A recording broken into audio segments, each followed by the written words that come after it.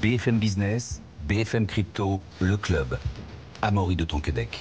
Bonjour à tous, c'est le club BFM Crypto. Merci d'être avec nous. On va parler d'acteurs crypto qui auraient été débancarisés. On va parler de surveillance financière. On va voir ce que c'est. On va surtout en parler plutôt du côté de chez nous, de l'Union européenne, mais pas que. Pour en parler, j'ai le plaisir d'accueillir à distance Théo Maugenet, General Manager chez Bull Bitcoin. Bonjour Théo. Et en plateau, nous avons Alexandre Stachenko. Bonjour Alexandre, directeur de la stratégie chez Delium. Et puis pour ceux qui nous suivent à la télévision, Alexandre n'a plus de lunettes. Exactement. Voilà, c'est une révolution. Voilà, c'est une révolution, c'est un changement. Donc aujourd'hui, plus rien de pas de chronique, pas de feuille, rien du tout. Là, on va parler. Voilà, ça va être un peu une émission d'interview globale, thématique, avec Théo Maugenet. Justement, Théo, je propose que vous plantiez un petit peu le décor, parce que tout part d'une interview de Marc Andreessen, un des venture capitalistes les plus accomplis et reconnus de la Silicon Valley. Il a été en interview chez Joe Rogan, tout simplement le podcast américain le plus écouté de la planète. Et c'est la première fois qu'il a abordé ce fameux sujet d'entreprise crypto qui aurait été débancarisée aux États-Unis. Est-ce que vous pouvez nous mettre un petit peu de contexte, Théo, pour commencer ? Oui, totalement. Et donc effectivement, Marc Andreessen, c'est un des venture capitalistes qui a aussi beaucoup financé cet écosystème. Donc c'est pas anodin qu'il en parle. Et finalement, en fait, il s'est fait le relais d'un article qui avait été publié par un analyste de notre écosystème très connu, qui s'appelle Nick Carter, et qu'il avait intitulé Chokepoint 2.0. Alors pourquoi Chokepoint 2.0 ? Il faut revenir un petit peu justement au Chokepoint 1.0, donc Chokepoint goulet d'étranglement en français, qui en fait faisait référence à un ensemble de mesures qui avaient été prises par l'administration Obama. On a perdu Théo qui était en train de nous expliquer. Théo, je ne sais pas si vous nous entendez. Ouais, non, je crois que la liaison avec Théo est pas très bonne. On va revenir en plateau et on va récupérer Théo dans quelques instants. Alexandre Stachenko, donc Théo était en train de mettre un petit peu de contexte sur ce qui s'était passé notamment sous l'administration Obama. Et là, il parlait de Checkpoint 2.0. Qu'est-ce que ça veut dire ? Alors, pour terminer le propos de Théo, effectivement, c'est sur le Chokepoint 1.0, c'était une opération qui avait été menée sur des business qui étaient considérés comme mal vus, non soutenus par l'administration Obama, alors même qu'ils étaient légaux. Donc aux États-Unis, ça concernait notamment tout ce qui était business autour de la marijuana ou autour de la vente d'armes, qui est donc légal aux États-Unis de façon libre la plupart du temps, mais qui, comme ils étaient mal vus, en fait, l'administration Obama a fait pression sur les autorités bancaires et sur les banques elles-mêmes pour forcer la débancarisation de ces business-là. Et évidemment, on le sait dans le monde actuel, globalement, quand on est débancarisé, ça devient très difficile de faire du business. Alors autant aux États-Unis, ils peuvent quand même faire un business seulement en cash, ce qui est quand même très difficile, mais c'est possible. Autant en France, par exemple, quand on n'a pas de compte bancaire, on n'a pas le droit d'avoir d'entreprise tout court. Il faut un compte bancaire pour faire une entreprise. Donc c'est particulièrement embêtant. Et Chokepoint 2.0, comme l'a dit Théo, en fait, c'est la nouvelle opération qui a été lancée par l'administration Biden notamment sur plutôt les entreprises crypto, mais qui ont touché d'autres secteurs aussi. Ça reste dans la même logique, c'est-à-dire l'administration regarde un business qui est légal, mais elle l'aime pas. Donc elle va faire des manœuvres, soit en appelant des gens, soit en faisant des petits courriers, des choses comme ça, pour dire alors vous avez le droit de toucher à ces gens-là, bien sûr, c'est légal. Cependant, si vous le faites, sachez qu'on va balancer plein de gens pour scruter toutes vos opérations, vous faire des audits dans tous les sens, ça va vous coûter des fortunes, mais voilà, mais vous faites ce que vous voulez. Et donc évidemment, les banques, elles débancarisent parce qu'elles veulent pas prendre le risque d'avoir un problème avec ces acteurs-là. Alors je ne sais pas si Théo est revenu, mais le Chokepoint 2.0, il y a eu des choses beaucoup plus graves dans la mesure où une enquête est en cours pour savoir si les banques qui ont fait faillite, notamment au printemps 2023 de mémoire, donc SVB, Signature, etc., il y en avait certaines qui étaient parfaitement capitalisées, qui pouvaient en fait largement soutenir le risque de faillite, mais l'administration a forcé la main, en fait a forcé la faillite de ces banques, aurait en tout cas, selon avant l'enquête, aurait forcé la faillite parce que ces banques étaient exposées à l'écosystème crypto et donc en fait n'auraient pas suivi ce fameux Chokepoint 2.0. Alors, normalement, on a récupéré Théo Maugenet. Théo, justement, je ne sais pas si vous avez pu entendre Alexandre, mais il a fini un petit peu la mise en contexte de ce fameux Chokepoint 2.0. Alors, il y aurait, je parle au conditionnel, eu une débancarisation, on va dire, de certains acteurs crypto, notamment au printemps 2023 aux États-Unis. Est-ce que vous avez des choses à ajouter sur ce que vient de dire Alexandre à ce sujet-là ? Oui, non, c'est parfaitement résumé. Et peut-être pour quand même donner un petit peu de contexte aussi aux gens qui nous écoutent, les personnes qui ont fait ces révélations, c'est notamment le chairman, donc le président d'une des banques qui était ciblée, Signature Bank, qui est un ancien député américain, qui est un régulateur qui a effectué beaucoup de lois bancaires à travers sa carrière. Donc on n'est pas sur des cryptos anarchistes paranoïaques, comme pourraient dire certains. Et c'est des choses qui ont été assez bien documentées, mais qui effectivement, avant cette entrevue de Marc Andreessen chez Joe Rogan, étaient assez peu discutées et qui n'avaient pas trop transpiré au-delà de notre écosystème. Et effectivement, pour compléter ce que disait très justement Alexandre, la banque en question, Signature Bank, s'est retrouvée à recevoir donc la FDIC, qui est en fait le régulateur des banques qui garantit les dépôts. Voilà, c'est ça. On finit les phrases de... Ah, c'est bon. Théo, on vous a récupéré. Pardon, c'est un peu coupé. Si vous pouvez recommencer votre phrase depuis le départ. Oui, alors du coup, en fait, la Signature Bank a reçu du coup la visite de la FDIC le week-end après la fermeture de marché. Effectivement, comme le disait justement Alexandre, la banque avait subi des retraits massifs, donc une sorte de bank run, mais elle était encore capitalisée, elle pouvait encore servir ses clients. Et en fait, ce que raconte Barney Frank, donc cet ancien député et président de la banque, c'est que les discussions qui se sont effectuées avec les différents régulateurs ont été assez explicites dans le fait qu'ils servaient quelque part d'exemple pour dissuader finalement les banques d'ignorer ces directives de goulet d'étranglement 2.0 vis-à-vis des acteurs du secteur crypto. Mais alors justement, Théo, en fait, on parlera des conséquences que ça peut avoir évidemment pour ces acteurs crypto, puis on va élargir, on va voir que ça peut être utilisé malheureusement pas forcément que pour des acteurs crypto aussi dans le reste du monde. Mais pourquoi, quel est l'intérêt, entre guillemets, de s'attaquer là à ces acteurs crypto? Est-ce qu'il y a des hypothèses qu'on peut émettre pour dire pourquoi tout simplement ces acteurs crypto-là en question pourraient être visés? Si vous voulez, à la base, si on retourne à comment naît la crypto, ça vient de l'invention de Bitcoin et fondamentalement, malgré ce que certains pourront raconter, c'est aussi un projet politique. Quand on se penche sur les écrits de son créateur ou même des premiers fondateurs de Bitcoin, on va dire des gens qui ont participé à le créer, il y a cette idée d'essayer de séparer la monnaie de l'État et donc de faire en sorte que l'État n'ait pas un monopole sur le fait de battre monnaie et que, par extension, les banques ne soient pas, ce goulet d'étranglement ne soit pas cette infrastructure privée qui peut être soumise à une capture réglementaire et sans laquelle on ne peut pas exister économiquement, on ne peut pas accéder à la vie sociale et économique. Et donc, d'une certaine manière, autant pour le pouvoir politique et les administrations qui jouissent de ce monopole et du pouvoir qui en découle, que du secteur bancaire qui en profite également, il y a, je pense, aussi peut-être une volonté d'essayer de mettre des bâtons dans les roues à une forme de concurrence qui serait difficile d'arrêter par d'autres moyens, puisque, comme vous l'avez probablement rappelé assez souvent dans cette émission, on n'a pas aujourd'hui beaucoup de solutions pour arrêter Bitcoin directement. Bon, là, on parle d'une affaire récente qui concerne la crypto, mais Théo, c'est pas forcément un cas isolé, ça peut aussi aller à d'autres secteurs. Non, bien sûr. On a eu des exemples dans l'histoire récente. Je pense notamment, par exemple, à Wikileaks et Julian Assange en 2010, qui, lorsqu'il a fait des révélations sur, alors je me rappelle plus si c'était ce qui s'était passé en Irak et en Afghanistan, en fait, s'est fait mettre des bâtons dans les roues de la même manière, c'est-à-dire que tous les rampes d'accès de financement à Wikileaks, donc par lesquels ils recevaient des dons et ils permettaient de se financer et donc de continuer leur travail journalistique, ont été coupés, que ce soit des acteurs fintech type PayPal modernes ou des banques classiques.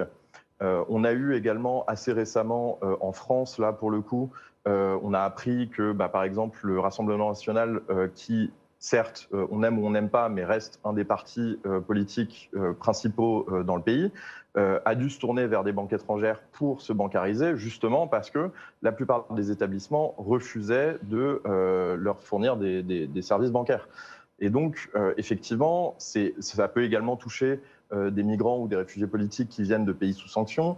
Donc, on ne va pas faire la liste, mais c'est vrai que c'est quelque chose qui va beaucoup plus loin que le secteur crypto et qui peut être particulièrement pernicieux parce qu'à partir du moment où, entre guillemets, l'État peut imposer la monnaie à cours légal, peut définir qu'est-ce qui va être accepté comme moyen de paiement et forcer les gens à devoir passer systématiquement par le système bancaire pour pouvoir s'intégrer au tissu économique et social du pays, dès lors qu'on peut faire pression sur le système bancaire pour déplatformer, débancariser des gens ou des entreprises, ça devient une manière de pouvoir régler l'ensemble de l'activité de manière très précise dans le pays, et ça en dehors de toute forme de délibération politique, de tout respect de l'état de droit. Donc ça peut avoir des ramifications qui sont assez gigantesques pour la fabrique même de nos républiques constitutionnelles. Alors là, Théo, on parle de débancarisation, mais il y a d'autres pratiques qui peuvent être observées.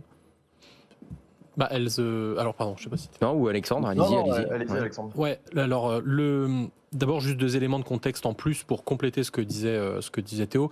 Cette pratique-là, on la constate effectivement sur le phénomène de débancarisation, mais je tiens à rappeler que l'acceptation, par exemple, des ETF aux États-Unis Bitcoin n'a été que l'épilogue de 10 ans de procès. La SEC ne respectait pas sa propre loi. Donc effectivement, on voit que c'est pas la seule chose extrajudiciaire qui se passe pour essayer d'empêcher le développement d'un écosystème, en l'occurrence les cryptos, mais comme le disait Théo très justement, ce n'est pas du tout que les cryptos. Les cryptos, c'est le canari dans la mine, c'est celui qui est évident, gros comme le nez sur la figure, mais à la fin, on parle en fait d'un problème qui est vraiment démocratique, absolument pas juste crypto. Ce qui a suivi le deuxième élément, ce qui a suivi le podcast aussi de Marc Andreessen, c'est que David Marcus, qui était donc à la tête de Libra à l'époque, donc la crypto-monnaie de Facebook, en a profité pour révéler quelque chose qui, selon lui, n'avait jamais dit. Alors, quand on est dans l'écosystème, on s'en doutait un tout petit peu, mais ça n'avait jamais été dit, et de dire, en fait, je vais vous dire pourquoi Libra est mort. Pourquoi Libra est mort ? Parce que malgré 2 ans de délibération, de scrutiny, d'audition au Sénat, à répondre à toutes les exigences réglementaires sur le blanchiment, le financement du terrorisme, etc., à la fin, ils avaient épuisé toutes les voies de recours légales pour nous empêcher de faire notre business. Et donc, qu'est-ce qui s'est passé ? Il y aurait eu, selon David Marcus et selon d'autres, des pressions politiques, notamment Janet Yellen qui est mentionnée, donc la secrétaire au Trésor américain, qui aurait dit non, on ne peut pas laisser survivre ce projet, ce serait un suicide politique. Donc, débrouillez-vous, arrêtez-moi ce projet-là. Et ce qui s'est passé, c'est qu'il y a un directeur, d'ailleurs un VP de Visa, qui vient dans les commentaires de David Marcus pour dire, je confirme, on a reçu des pressions, on a reçu des lettres du Sénat américain qui nous ont dit, vous, ce que j'ai dit tout à l'heure, vous faites ce que vous voulez, vous avez le droit de travailler avec ces gens-là. Mais si vous le faites, sachez qu'il y aura vous serez scruté sur tous vos business avec des audits dans tous les sens qui vous coûteront super cher. Maintenant, vous faites ce que vous voulez. Donc évidemment, sous cette pression-là, tout le monde a lâché le projet et le projet est mort. Pour poursuivre sur le fait que ce n'est pas quelque chose de crypto, Théo a mentionné certains exemples. Moi, j'en profiterai pour donner des exemples qui sont démocratiques et qui ne se passent pas en Iran ou en Corée du Nord. Les plus récents, c'est évidemment au printemps 2024, on a eu le principal parti d'opposition en Inde, donc qui est le Indian National Congress, donc qui était le parti de Gandhi quand même historiquement, donc c'est symbolique, qui s'est vu fermer ses comptes bancaires pendant la campagne. Il y a eu une campagne législative. Aucun compte bancaire pendant la campagne législative. Donc en fait, c'est une façon de faire la loi martiale pour parler dans l'actualité avec la Corée du Sud, mais en étant beaucoup moins visible. Parce que sans compte bancaire, que peut faire un parti d'opposition ? Rien. Il ne peut pas payer les médias, il ne peut pas payer pour l'organisation de conférences, il ne peut pas payer pour les déplacements de ses candidats, il ne peut rien faire. Donc en fait, il n'y a pas eu de campagne et bizarrement, évidemment, les scores ne sont pas aussi élevés qu'attendus. On a eu la même chose au Canada avec les camionneurs où dès qu'ils sont allés dans la rue pour manifester, on leur a coupé leur compte bancaire et de manière complètement illégale. Je précise que ça a été jugé 2 ans après comme étant anticonstitutionnel par la Cour constitutionnelle du Canada. Donc là, encore une fois, je réinsiste, il ne s'agit pas d'un délire de crypto-anarchiste, il s'agit de processus extrajudiciaires qui sont toujours jugés a posteriori comme étant anticonstitutionnels, mais comme d'habitude, ça arrive a posteriori et donc c'est trop tard. Les manifestations se sont arrêtées, le parti n'a pas pu faire campagne. Je termine avec un exemple, par exemple sur l'Europe. Quand on a le droit d'asile en Europe, a priori, c'est qu'en règle générale, on vient d'un pays qui n'est pas forcément très fréquentable. Sauf que quand on vient d'un pays qui n'est pas très fréquentable, on tombe tout de suite dans la case risquée pour les interlocuteurs bancaires. Donc, qu'est-ce qui se passe ? Si on a le droit d'asile en Europe, on a théoriquement le droit d'être accueilli et de s'insérer à la société. Dans la pratique, on ne peut pas s'insérer à la société parce que les banques vont refuser de vous ouvrir un compte bancaire. Donc à part le cash, vous ne pouvez rien faire d'autre. Donc il y a vraiment ce genre de choses où même sur les droits humains fondamentaux, la vie privée, la liberté de transaction, les droits de l'homme, le droit d'asile, ça vient vraiment grignoter sur toutes ces libertés fondamentales et ce, pour insister sur ce que disait Théo, de façon arbitraire. C'est hors des circuits légaux et en Europe, ça passe notamment, alors on pourra détailler le schéma s'il le faut, mais ça passe notamment par le GAFI qui impose certaines normes financières de surveillance qui ne sont jamais délibérées d'un point de vue démocratique. Effectivement, on va revenir sur l'Europe dans quelques instants, mais d'abord Théo Mogenet, par rapport à tous les exemples qu'Alexandre vient de citer, est-ce qu'aujourd'hui, là, à l'instant où on se parle, Bitcoin peut être une réponse face à ça ? Est-ce que Bitcoin peut aider à contourner justement certains cas de débancarisation qui parfois peuvent être arbitraires ? Bah oui, complètement. Je pense qu'on peut même l'illustrer en revenant sur un des exemples qu'Alexandre a mentionné. Donc, l'épisode des camionneurs canadiens qui est passé un peu inaperçu en Occident, notamment parce qu'il était presque concomitant avec le déclenchement de la guerre en Ukraine, donc il n'était pas forcément en tête de l'actualité.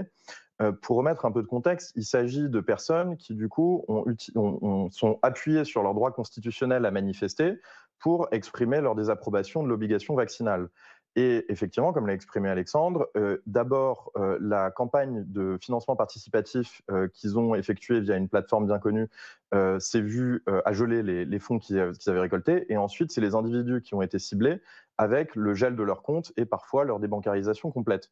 Et il se trouve que du coup, mon entreprise Bull Bitcoin, qui est originellement canadienne, est intervenue dès le début de cette crise-là pour essayer justement d'expliquer à ces gens qui, encore une fois, ne faisaient que manifester de manière complètement constitutionnelle, comment est-ce qu'ils pouvaient contourner cette censure et continuer à s'en sortir justement en utilisant Bitcoin, à la fois pour récolter des dons, aussi pour pouvoir dépenser, et également pour pouvoir éventuellement mettre un peu d'argent de côté, parce qu'évidemment, quand vous faites des grèves, ça coûte de l'argent, vous n'êtes pas payé entre-temps, et donc il y a souvent besoin de caisses, de mécanismes de solidarité, etc. etc.